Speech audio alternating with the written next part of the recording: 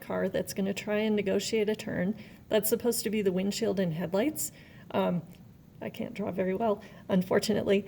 So the forces that are acting on my car, I've got the weight of the car headed down.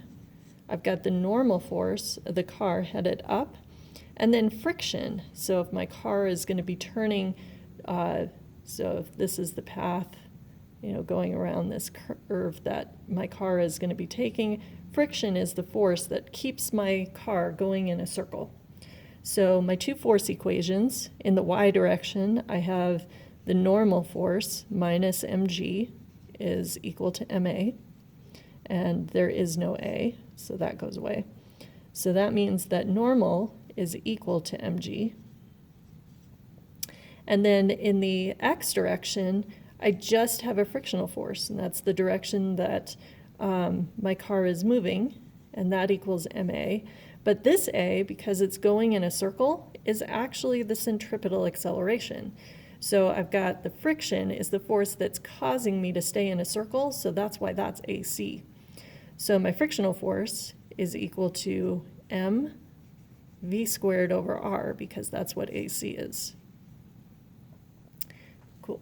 So let's go back to that normal force. We know that friction is equal to mu times the normal force. So I could put that, and then let me simplify even more. And the normal force is equal to mg. So frictional force is equal to mg. So I'm going to take that and put it in for over here. So mu mg is the frictional force is equal to m v squared over r. I have an m on both sides, so that cancels. And what I'm looking to solve for is v. So I'm going to multiply both sides by r. So mu g times r is equal to v squared. And v is going to be equal to the square root of mu g r.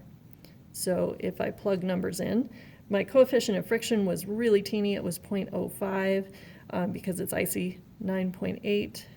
And then r, fortunately I'm not completely running off the page here, r was equal to 25, so that was the radius of my turn.